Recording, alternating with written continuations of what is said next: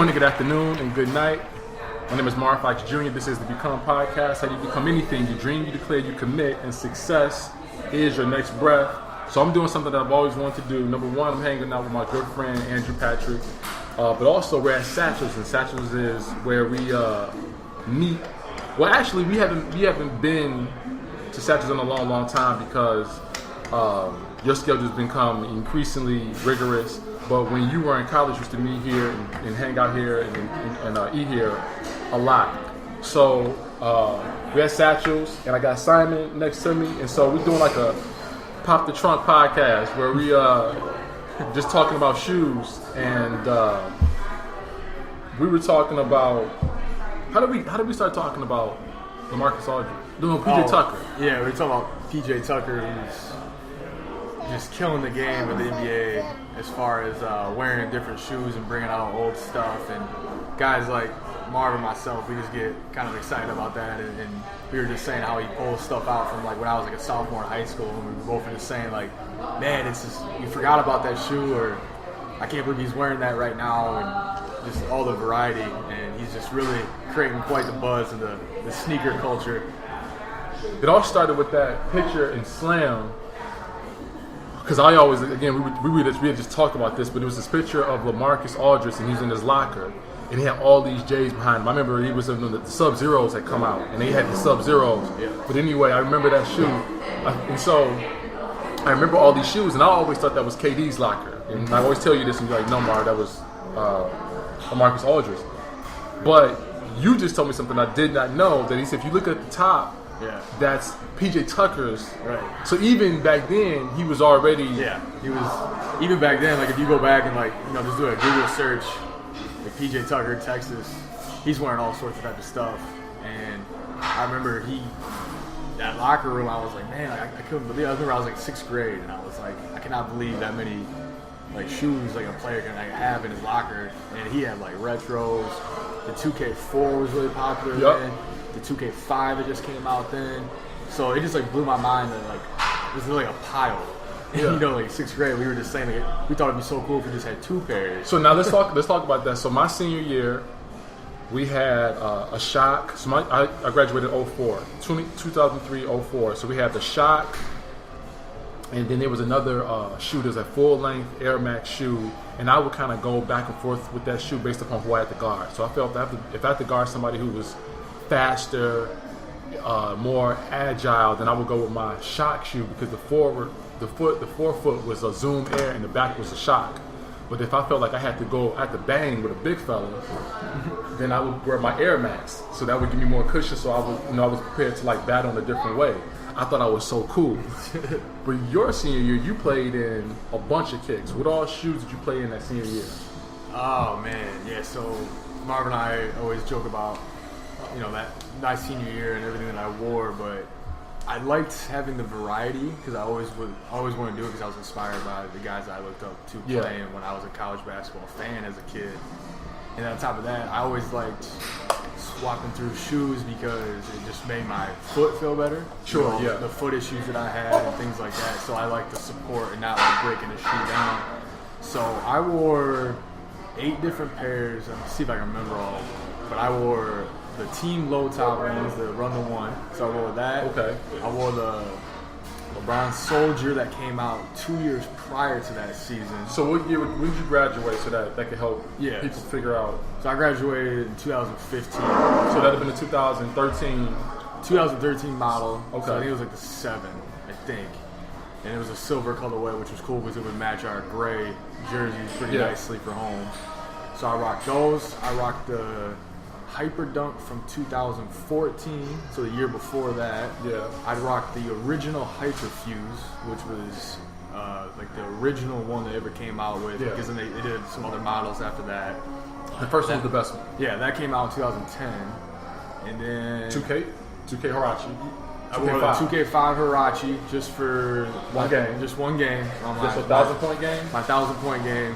I found those on eBay. Pretty good price, and the 2K5 Hirachi is definitely one of my favorite hoop shoes of all time. Matched the colorways perfect with the jerseys. So I rocked those one time. Still got those at my parents' house. So just a 1,000-point game. I wore a black model LeBron Soldier that was a 2014 model. Yeah. So it had like a red and then a bright, vibrant, like orange. Oh, I remember that one. Yep. So I wore those. That puts us at 6. Did you wear any shoes from that current, or did you want the one from that year? Mm-hmm. Did you have any Hyperdunks? Did you wear any of the Hyperdunks? I wore the 2014 Hyperdunk. Yep, 2014. Oh, you LeBron for CIT. Oh, yep. You CIT LeBron. I got the LeBron signature shoe that year, which was honestly one of my favorite pairs of hoop shoes I've ever had. Was LeBron 12 that came out, and I loved it so much that the bottom had like the hexagon bubbles on it. Yeah. And I thought like the grip to that was great, and the ability to feel the court and things like that. No J's. No J's. No. It's one thing I do regret. I actually didn't wear a pair of J's or anything like that. Oh, and then the last pair right here is a pair of Hyper Quickness. They came out the year before. All it is the backside right there. You might be able to recognize. Okay, yeah. Just a For pair of light shoes. Yeah, I only wore it like one time. Didn't feel right. And the shoe, I actually trained with you like all summer in that shoe. So it was kind of like broken down. That's why I swapped it out. But I would say I wore the Soldier a lot. And the LeBron 12 probably the most. Yeah. Probably the most. And the Hyperdunk 2014 I liked too. Yeah. Which it wasn't my favorite look, but it was my favorite feel. You know, the cushion and the support. Definitely not my favorite look of the Hyperdunk. If you go back, give me 3 shoes. If you go back and put 3 shoes on that you have, 3 shoes that you actually have, what 3 shoes would you wear to hoop in? Yeah. If you could go back in time. But you have to own these shoes though. Had to own them at one time. I definitely the original Hyperfuse was one of my favorite ones to hoop in. Definitely just loved. That was like the first time I did that mesh material. I remember when that shoe came out going into my freshman year of college because they had like these bright, crazy colors. Yep. That was Nike's first time doing that. And I remember initially I was like, how are people gonna match with this stuff? And how like this is a bright yellow shoe, bright teal shoe. But then we talk about all the time like it's to the point now where it's almost like popular and cool to just not match. Sure. To just wear kind of crazy colors, not be too crazy with it, but it's almost like cool to have bright colors. So that's like when that started happening. I like that shoe a lot.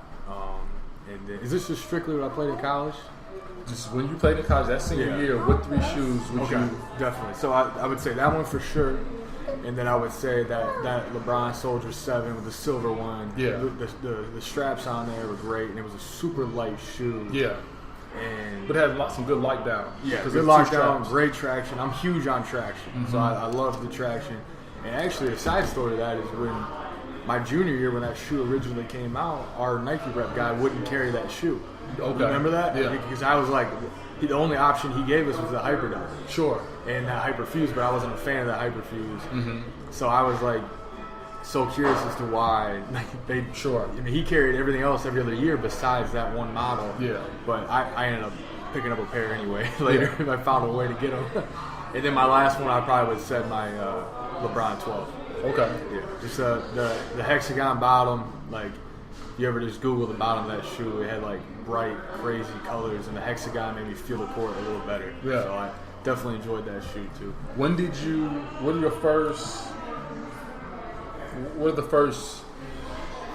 What's the first shoe that kind of made you feel some kind of way about shoes? Everybody feels good when you get a new pair of shoes. Yeah. But there is that one shoe that it just makes shoe buying a little different. Sure. So the one that I owned that really got it going for me was the T-Mac 3. Okay. When I was in 6th grade. And that's when the stripes, because his big thing for Adidas was he had the stripes, but the stripes went up the inside of the shoe. Yeah. And I think I mostly bought them because not only was he the man at the time, playing really well for the Orlando Magic, but he had so much hype coming off the T-Mac 2, which was awesome. I still think it's a great shoe silhouette. Yeah. And the stripes kind of went around the outside. So I think I ended up just buying the 3s because they just had so much hype from the 2s, and then on top of that, he was killing. Yeah. I used to watch him kill the Pistons all the time. Yeah, man. Memo Kerr and Chauncey Billups and all those guys. So that's the one of the ones that really started it for me as far as like purchasing on my own. And then the one shoe that really just got it going for me though was the Jordan Retro 12.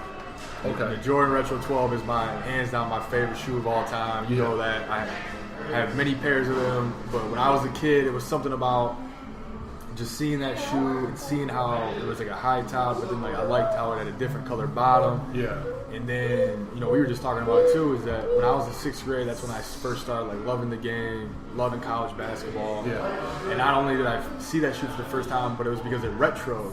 Yeah. 2003, it retroed, and all these top name college players were wearing them. Yeah. So Luol Deng was wearing them. Yep. The guys at UConn were wearing them. Daniel Ewing from Duke was wearing them. Chris Paul, I think, wore him when he was at Wake Forest. Yeah. So like, I would see all these guys wearing them, but at the time I couldn't afford it because I was 6th grade, so my parents wouldn't pay them for me. Yeah. I think they were $135. I know. 130, and then on top of that, this is what really sealed the deal for me. My 6th grade basketball coach, his name was Dominic Accardo. Yeah. He played at my high school. When he was a senior, he coached my 6th grade team. Mm-hmm. He had the white and flint gray pair that hasn't retro yet. Yeah. It's the one shoe I'm waiting to retro. Yeah.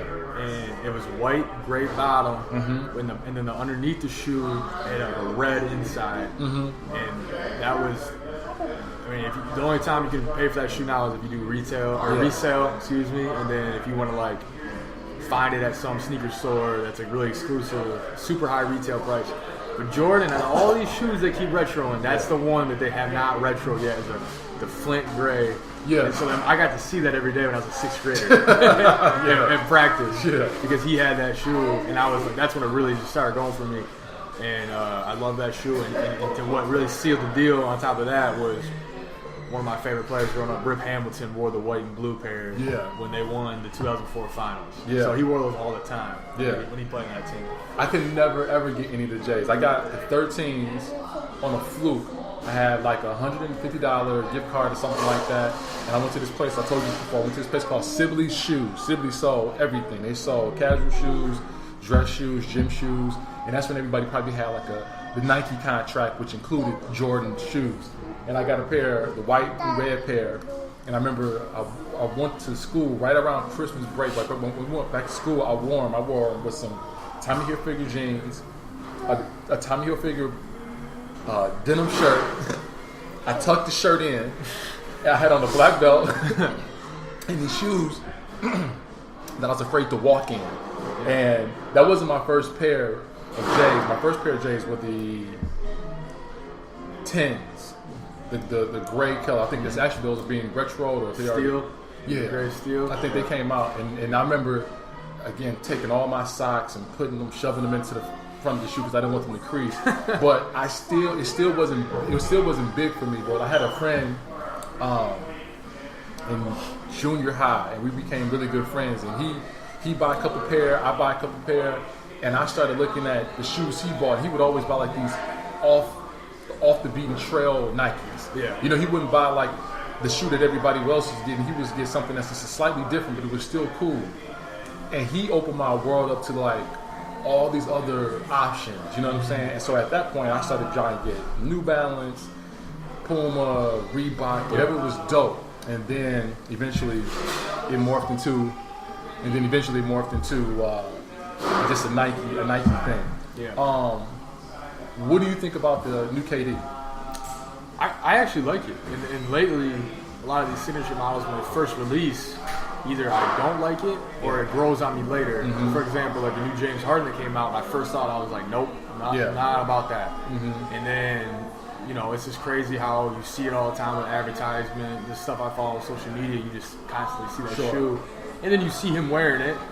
And I think it looks way better when someone's wearing it. Yeah. It's kind of weird to think about. But I thought that shoe looked good the second I laid eyes on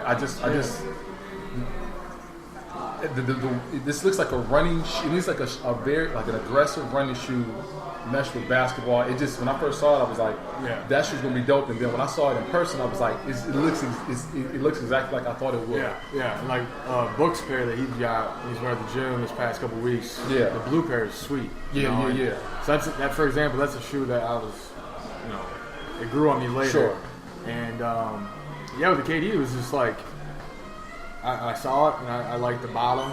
I think they got it's not too messy. Like there's not too much stuff going on. Yeah. I like that bottom sole.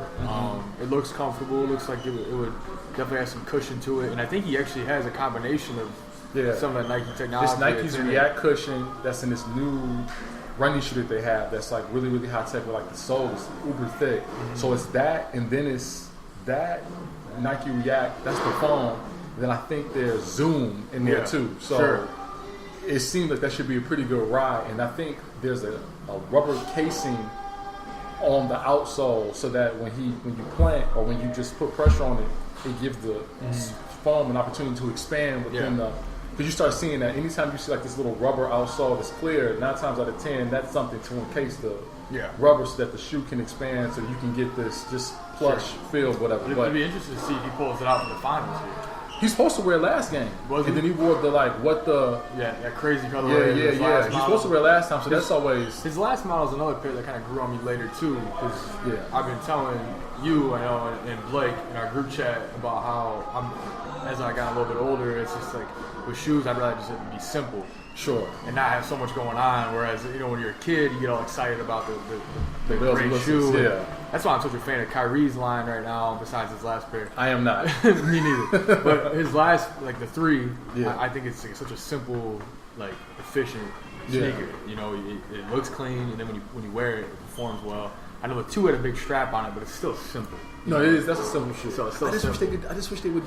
If Paul George can come up with a economically friendly, cost friendly shoe. That's got some belts, that's got some just different panels, got some different materials to it. It's still cost effective, whatever. I feel like they should be able to do that with Kyrie, but it's his cue. He's probably like, no, I want something very simple, very minimal, something that contains my foot. I want all the emphasis to be in the sole or the grip or the outsole. He must be huge on traction sole. He must be huge on. And I would imagine so. I imagine so for the way he plays. Yeah, exactly. But I think Paul George is 2 for 2. I think both his shoes are sweet, and I think that we always talk about how the first pair is always kind of like a safe one. Like we'll not get too crazy with it. But yeah, back to the KD. I think it's gonna be great. I'm excited to see what colorways they come with, and obviously he'll have way more colorways that are ever released to the public. But I like that Oreo colorway. That the original one. It'll be interesting to see if he pulls it out, especially with them going back to Golden State. Sure. Now he might make a little debut here coming up. I think they play Sunday. Saturday, Eastern Conference. So, wait a little bit. Couple more questions. What are the last 3 shoes you picked up? Sure.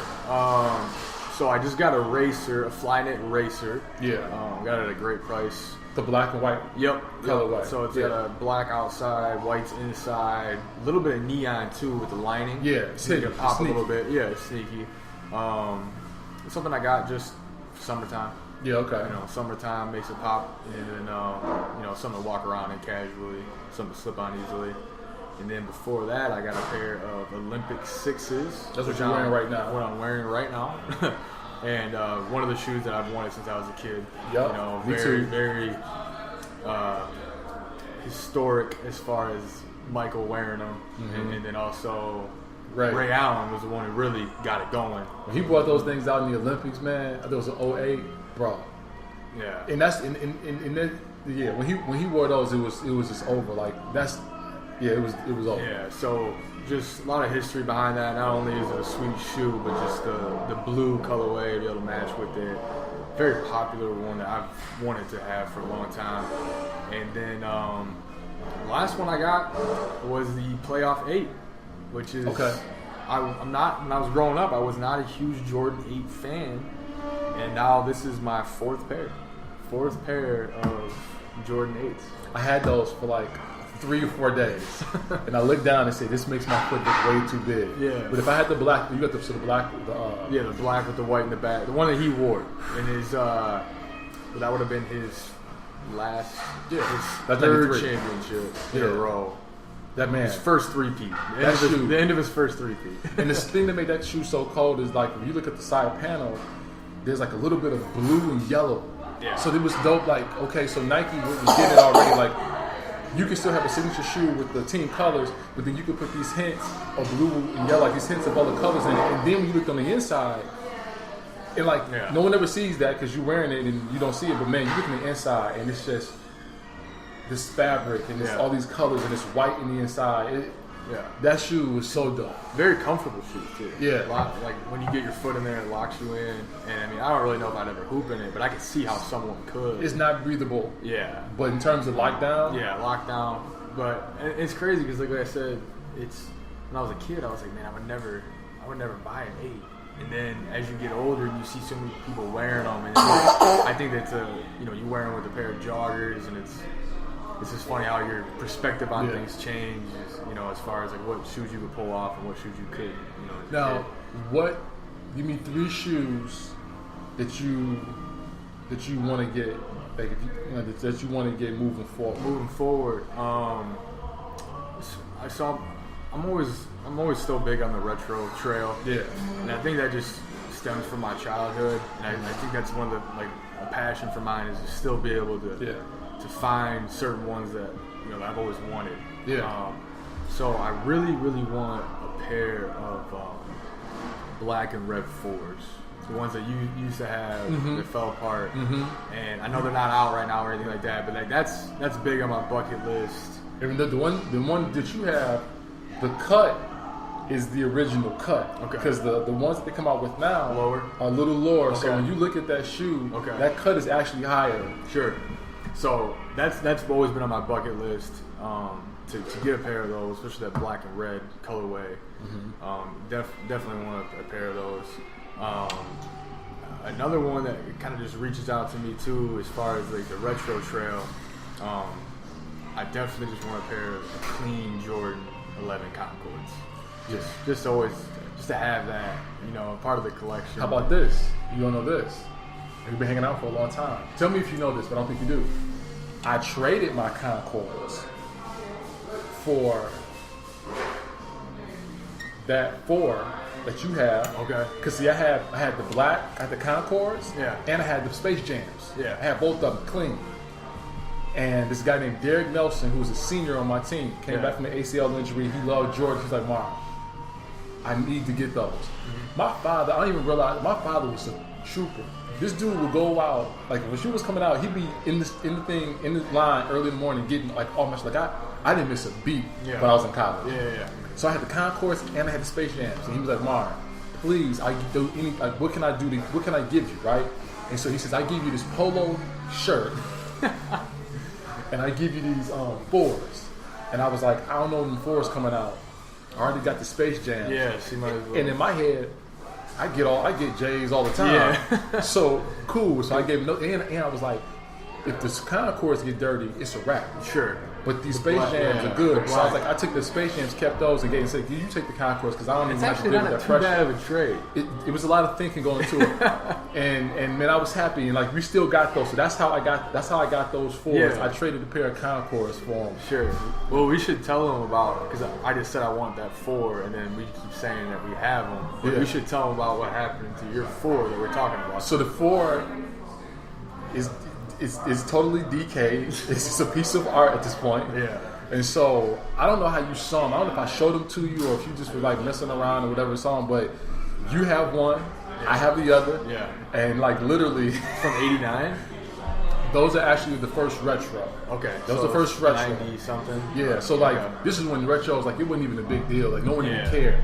And so I can't remember when that shoe was retro, but I got the first retro. On our retro, it's got Nike. It's got actually Nike Air on the back. Yeah.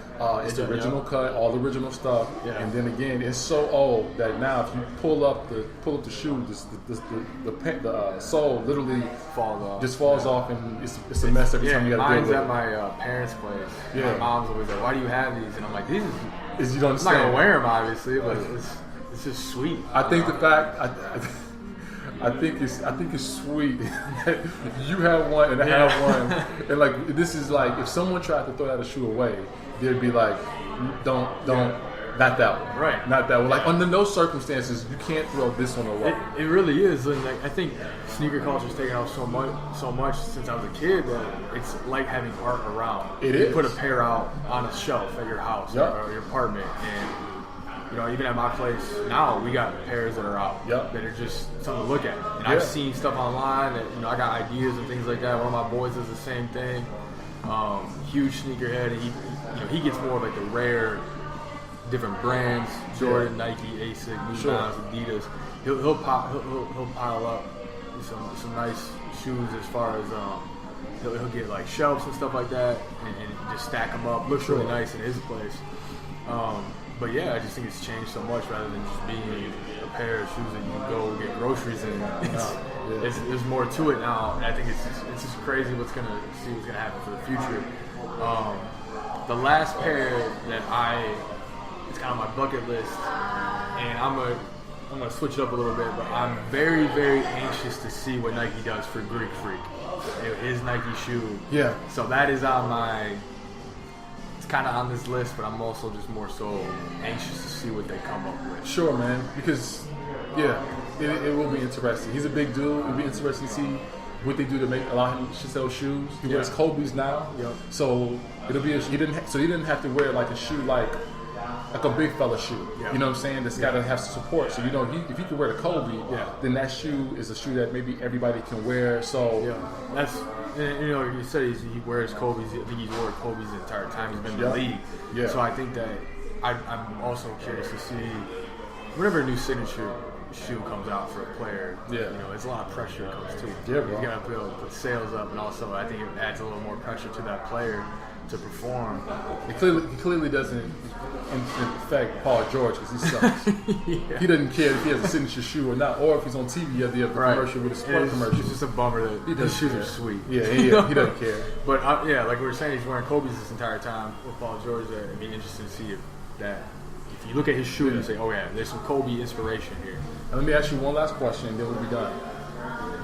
You get one or two shoes to pick that are not that are not Jordan, that are not Nike brand or Jordan brand. Because I have two, like there's two shoes that I want to get, and I'm only going to get them if they're dirt cheap at an outlet. But is there any other shoes that you've seen, like, you know what, I wouldn't mind putting my foot in that and just either just wearing it or actually hooping in it, performing it? Low top Steph Curry just came out. I feel you. I think he's been wearing them in the finals. I know he's not playing that well. It's a cool shoe. The gray colorway is pretty cool, I think. And I've been on a low top kick lately as far as playing it. Definitely think that's a cool shoe. Like what you said, everything I wear is Nike pretty much. Yeah. So if I wear an Under Armour shoe, it's gonna be a little, it's gonna be all. It's gonna be cheap. It's gonna be dirt cheap. It's gonna be like I can't pass this up. Yeah, but I think it's a finally they put together something nice for him. It looks comfortable. Slick shoe on court. Yeah. And then I don't know, man. This other one would be tough. I mean, I guess I might just say some type of Yeezy. Yeah. Okay. I know in the culture right now, my boy I was just telling you about, he's got 3 or 4 pairs of Yeezys now. Really? Yeah. So he's real big on like getting the rare exclusive pair. Is he single? He is. Yeah. This is just single. So, but he busts his tail and stacks his bread, so he can do this stuff. And just like you and I, man, we talk all the time about how it's just what we're into. Yeah. We enjoy spending money on it. And I know people that will spend money on wine, food, travel. Wine, food, travel, watches, clothes, cars, Vegas, gambling. But this is something I'm passionate about, and I'm not like ashamed or embarrassed to say. Because back in the day, people were like, "What are you gonna do with all those?" And I'm like, I wear them. At some point. I'll get around to them. Yeah. So I would probably just say some type of Yeezy, but not the all white ones. Yeah. There's too much going on. Yeah. And we talk all the time that you think it's like a white boy culture thing to wear all white shoes. Oh, it is. I just think with the Yeezy, shocks. For a while, I feel like every white dude had a pair of all white shocks. Like, bro, where are you getting these from? I don't even know if they sell these anymore. I had a few pair of shocks back in my day, so I can't even lie on that. But I do like a clean pair of white shoes. Yeah. But so nervous to wear them. I know. So nervous. I know. I just think the Yeezy doesn't really look as well with the all white, but he definitely has some cool colorways. Sure. So. Well, that's it. We did it, man. I think we've been trying to do this for several months now, and we finally did it. And what better place to do it at Satchels? Long braids. Yeah, Satchel long braids. And so Simon's passed out. So we're gonna take off, man. But we gotta continue talking about shoes. And so at some point, the goal is to get Blake. Just like it'd have been cool if the music wasn't in here. It'd been cool to put him on speakerphone because he's probably selling houses or something like that. But to put him on speakerphone and have him weigh in on what he thinks about shoes and all the signature shoes. We should have like a signature shoe pod. You just talk about all the signature shoes, maybe rank them or something like that. Yeah. But we'll figure it out. But that's it, man. So appreciate it. Yeah. You did really good, man. Thank you, man. Like we said, we've been trying to get this scheduled for a while now, and like yourself, I am an avid podcast fan. Yeah, so it feels good to be on the other end of things. So now you got something to listen to. I'll tell you where to go, and now you have something to listen to. But you listen to yourself and see how you did. But so I'm gonna finish it up. So that's it, man. Greatness lives on the edge of death. I am not afraid to die. I will fight for my dreams. I'll celebrate my dreams, and I will die for my dreams. Thoughts are things, and everything starts off as a thought first. We are at Satchels. Thanks to my man, once again, Patt, for the shoe convo, and I'll talk to you soon. Take care.